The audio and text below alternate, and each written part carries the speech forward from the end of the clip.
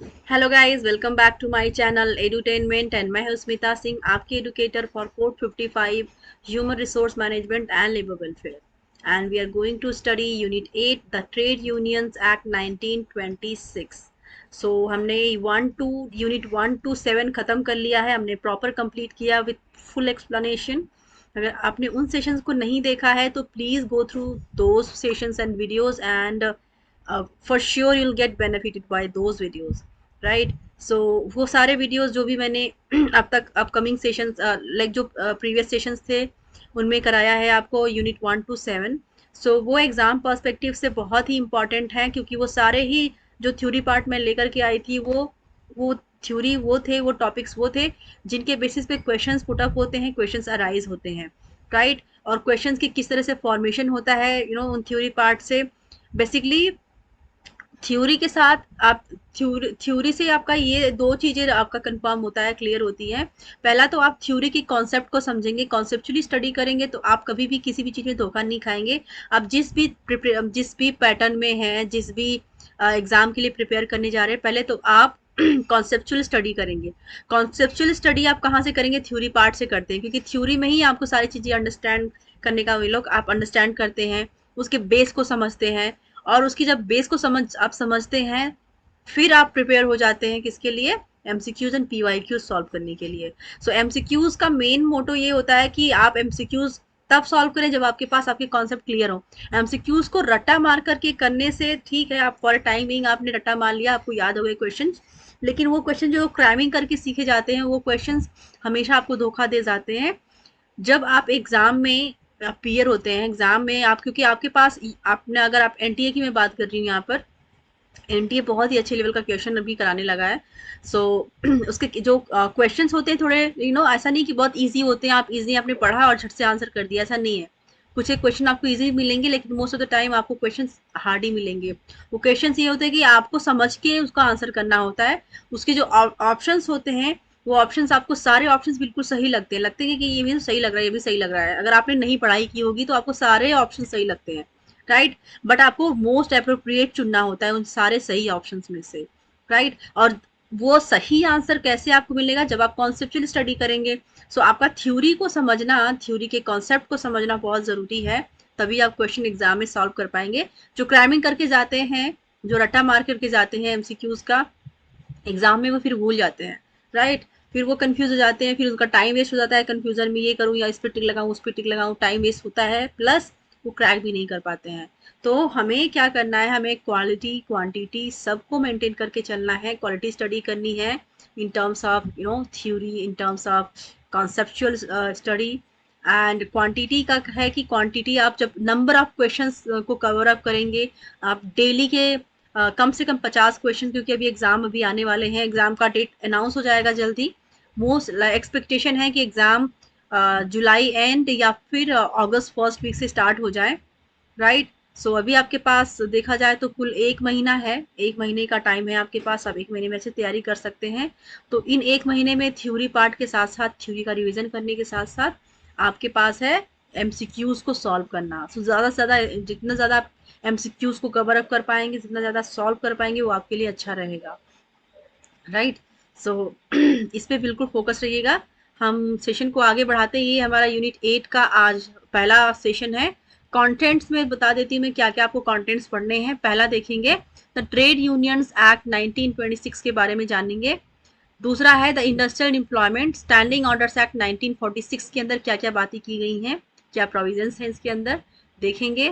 Third है the industrial dispute act 1947। क्या है इंडस्ट्रियल डिस्प्यूट एक्ट 1947? जिसके अंदर आपको किस तरह के डिस्प्यूट्स को सॉल्व करने को, मतलब आपको देखने को मिलेगा कि कौन डिस्प्यूट्स को सॉल्व करता है, किस प्रोविजन के अंदर सॉल्व करता है, ये सारी चीज़ें देखेंगे। चौथा है मिनिमम वेजेस एक्ट 1948। पांचवा है the payment of wages act 1936। The sixth है the equal remuneration act 1976। On the basis of male and female, कोई भी बायसनेस या फिर कोई भी किसी भी तरह की पार्शियलिटी नहीं होनी चाहिए। सेम प्रोफाइल के लिए, सेम जॉब के लिए, मेल है तो इसको अच्छा रेम्यूनरेशन दिया जाए, फीमेल है तो इसको कम दिया जाए, या फिर एडल्ट है तो अच्छा दिया जाए, चाइल्ड है तो नहीं। चाइल्ड को in any case, like factories में चाइल्ड को जो 14 जिनकी एज नहीं हुई है उनको काम मतलब हार्ड वर्क करने के लिए प्रोविजंस के अकॉर्डिंग अलाउड नहीं है काम करना, बट मेल फीमेल या फिर अदर किसी पर्सपेक्टिव को लेकर के रेस कास्टिज्म इन सब चीजों के बेसिस पर रेम्यूनरेशन जो है मतलब इनइक्वल नहीं होना चाहिए, सबके रेम्यूनरेशन सेम होने चाहिए। जो जिस प्रोफाइल के लिए मतलब अप्लाई करने जा रहा है जो फिक्स्ड अमाउंट है वो सबको भी दिया जाएगा, ऐसा नहीं कि किसी के लिए के साथ पार्शियलिटी की जाए। तो उसके अंदर इक्वल रेमुनरेशन एक्ट 1976 के अंदर मेल फीमेल के बेसिस पर बायसनेस जब देखी गई इंडस्ट्री के अंदर कि फीमेल को इनएफिशिएंट समझा जाता है या फिर कम एफिशिएंट समझा जाता है, जिसके बेसिस पे उनको कम सैलरी दी जाएगी सेम पोजीशन के लिए। तो इन सब चीज़ों को अवॉइड करने के लिए, इन चीज़ों को नेग्लेक्ट करने के लिए, ख़त्म करने के लिए ये एक्ट लाया गया। सातवां है the payment of bonus act 1965। सो इन सारे ही एक्ट्स को हम विथ फुल एक्सप्लेनेशन पढ़ेंगे। पहला हमारा जो एक्ट है द ट्रेड यूनियंस एक्ट 1926, जो कि यूनिट ही है। इस यूनिट के पूरी यूनिट के अंदर हम बात करेंगे और हमारा पहला टॉपिक है इस यूनिट का द ट्रेड यूनियंस एक्ट 1926। देखेंगे क्या है इसके अंदर। Before the passing of the Indian Trade Union Act 1926, the Indian workers were denied the fundamental right of freedom of association. This handicapped the trade union movement in India. Not only were the officers of the trade unions liable for civil action for infringing contractual rights and obligations, but were also exposed to criminal proceedings for taking concerted action.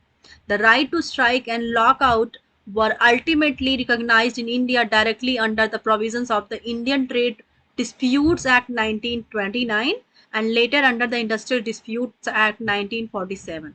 The Indian Trade Unions Act 1926 was enacted with a view to provide for the registration of trade unions and in certain respects to define the law relating to registered trade unions. So trade unions act 1926 के तहत क्या मतलब इसका मोटो क्या था, इस act को लाने का, इसको इनैक्ट करने का क्या मोटो था कि जो कुछ ऐसी चीजें जो कि सही नहीं थी इंडस्ट्री के अंदर, उनका एक सही वे में चलना, उनका स्मूथ वे में प्रोसेस होना और मतलब वर्कर के वेलफेयर की बात को ध्यान में रखते हुए अच्छे प्रोविजंस लेके आना, एक्ट लेकर के आना, उनके वेलफेयर की बात के लिए सोचना, राइट। और जो ये आपने देखा कि like lockouts and lay off जैसी चीजें देखने को मिली जहां पर स्ट्राइक्स होती हैं, राइट। वर्कर्स स्ट्राइक पे चले जाते हैं, लॉकआउट हो जाता है जहां पर एम्प्लॉयर कंपनी को शट डाउन कर देता है टेम्पोरली। इन सब चीज़ों से जो अफेक्ट मतलब जो वर्कर्स अफेक्ट होते हैं डायरेक्टली इनडायरेक्टली, ऑर्गेनाइजेशन भी अफेक्ट होता है। इन चीज़ों का एक को रेगुलेट करने के लिए, इनको स्मूथ करने के लिए ये एक्ट लाया गया था द ट्रेड यूनियंस एक्ट 1926। तो सबसे पहले before the passing of the Indian trade unions act 1926 the Indian workers were denied the fundamental right of the freedom of association. So इस एक्ट को पास करने से पहले जो इंडियन वर्कर्स है उन्होंने डिनाई कर दिया था fundamental right of freedom of association. जो फंडामेंटल राइट है, जो आधारभूत तत्व मतलब आधारभूत जो कहते हैं कि राइट्स है उनके, मतलब उनकी जो अधिकार है, उनका जो एसोसिएशन था एक तरह से कहीं ना कहीं वो लैग था उसमें, राइट। वो मतलब एसोसिएटेड फील नहीं करते थे, राइट। तो this handicap the trade unions movement in India. Not only were the officers of the trade unions liable for civil action, इसमें जो ये ट्रेड यूनियंस एक्ट 1926 लाया गया, इसमें जो ऑफिसर्स थे trade union of the trade unions liable for civil action for infringing contractual rights and obligation but were also exposed to criminal proceedings for taking concerted actions. So मतलब कुल मिला के कहने का मतलब ये है कि इस एक्ट को लाने के पीछे जो मेन मोटो था, जो मेन ऑब्लिगेशन था, जो मेन राइट था, जो फीलिंग थी ऑब्लिगेशन की, राइट की वर्कर्स के अंदर, वो ये था कि कहीं ना कहीं वो प्रोटेक्टेड होना चाहते थे, मतलब प्रोटेक्ट होना चाहते थे।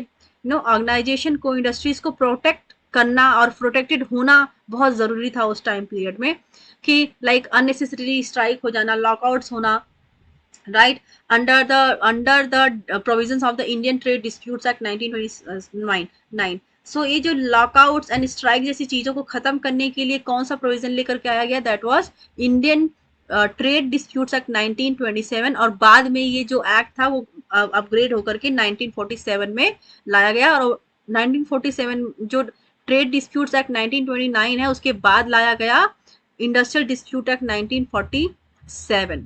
ठीक है, सो उसमें जो चीजें कुछ कमियां या फिर कुछ चीजें रह गई थी उस चीजों को प्रॉपर इसमें कवर किया गया, इसमें डाला गया। द इंडियन उसके आगे देखेंगे द लास्ट थर्ड लाइन देखेंगे, the Indian trade unions act 1926 was enacted with a view to provide the registration of trade unions and in certain respect to define the law relating to registered trade unions. So इस act को लाने का जो main provision था, जो main purpose था, that was to provide for the registration of trade unions, मतलब trade union का रजिस्ट्रेशन होना चाहिए, right, and in certain respect to define the law relating to registered trade unions. Features of the act, मतलब इसकी विशेषताएं क्या है आप देखेंगे। The important features of the trade union act are listed below. क्या है, पहला है, it provides for the registration of trade unions with the registrar of the trade unions. It empowers the registrar to call for further particulars and to require alteration of names and to issue or cancel the certificate of registration. तो सबसे पहले था कि trade unions का registration होना चाहिए, उनको recognise करना चाहिए, okay, and after that it, मतलब उनको इम्पावर करना, एक तरह से उनको एक शक्ति प्रदान करना कि ये रजिस्टर्ड ट्रेड यूनियंस हैं, तो ये मतलब ऑर्गेनाइजेशन के अंदर जो भी चीजें हो रही हैं उन पर उनको ध्यान होना चाहिए, वो लेबर के वेलफेयर के बारे में बात करेंगे, उनके राइट्स के बारे में बात करेंगे। सो आगे देखेंगे, it empowers the registrar to call for further particulars and to require alteration of names and to issue or cancel the certificate of registration, जो कि जो सर्टिफिकेशन था उसको इशू भी कर सकते हैं और उसको कैंसिल भी कर सकते हैं, उनके पास ये राइट था उनको एम्पावर करने के लिए, किसको, ट्रेड यूनियंस को, राइट। दूसरा है, it provides that every registered trade union shall be a body corporate, जो मतलब हर जो रजिस्टर्ड ट्रेड यूनियन है shall be body corporate and shall have perpetual succession and common shield. तीसरा है, इट लेज डाउन, पहला है इसके अंदर, तीसरे के अंदर, the right and liabilities of registered trade unions, पहला है the right and liabilities of registered trade unions, दूसरा है objects on which general funds of trade unions में बी स्पेंट, एंड तीसरा है constitution of a separate fund for political purposes etcetera. चौथा है, it provides to the registered trade unions or any of its office bearer or members immunity from civil suits in certain cases.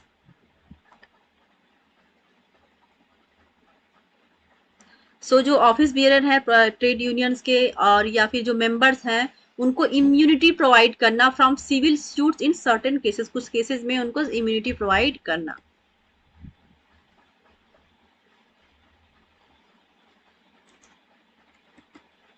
पांचवा है, it provides that certain act shall not apply to registered trade unions, these acts are as follows. क्या क्या है वो, the societies registration act 1860, दूसरा है the corporative societies act 1912, and तीसरा है the companies act 1956। Okay, so definitions की बात करेंगे, जहां से क्वेश्चंस अराइज होते हैं, मैं आपको आगे बताऊंगी कहाँ कहाँ से क्वेश्चंस अराइज होंगे और कौन से मतलब जो चीजें हैं आपको मतलब बिल्कुल ध्यान से पढ़नी, कौन से टॉपिक्स को और किन पॉइंट्स को बिल्कुल पकड़ के रखना है आपको, मैं आगे बताऊंगी अगले सेशन में।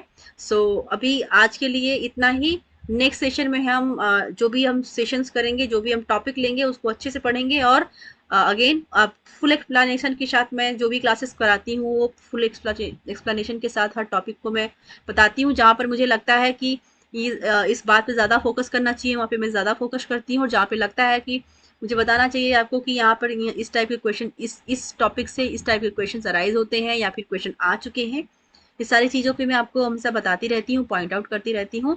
सो आप लाइक इन सेशन से अगर आपको लगता है कि क्लासेस सही हैं या फिर लगता है कि आपको नोट्स बनाना चाहिए, तो हमेशा आप जब भी कहीं से भी पढ़ रहे हैं, इस प्लेटफॉर्म से, मेरे प्लेटफॉर्म से पढ़ रहे हैं या फिर कहीं कोई अदर रिसोर्सेज यूज़ कर रहे हैं, प्लेटफॉर्म से पढ़ रहे हैं, आप अपना एक शॉर्ट नोट ज़रूर बनाएं, वीडियो को पॉज करके बीच में नोट, एक एक लाइन, जो वन लाइनर नोट होते हैं कि आपके एग्जाम के टाइम पे सिर्फ आप रिवीजन, एक ग्लिम्स डालने के लिए, ताकि आपका फटाफट रिवीजन होता रहे, राइट। सो फटाफट रिवीजन के लिए आप अपना वन लाइनर नोट बनाते रहा करिए, जहां पर जो पॉइंट बहुत इंपॉर्टेंट लगता है उसको लिख लिया करिए, राइट, ताकि वो आपकी हेल्प करें अभी इस एग्जाम में, अगर नहीं तो अगले एग्जाम के लिए भी वो आपके लिए एक तरह से आपका, वो एक तरह से खजाना हो बन जाता है आपका। आपके जो नोट होते हैं ना, नोट्स, वो आपके लिए आपका खजाना होते हैं, वो आपकी ज्वेलरी होते हैं, वो आपका लॉकर में रखा हुआ है, बहुत ही कीमती सामान होता है, जिसको आप हमेशा यूज कर सकते हैं जब तक कि आप एग्जाम को क्रैक ना कर ले, राइट। सो अपना वन लाइनर नोट जरूर बनाएं,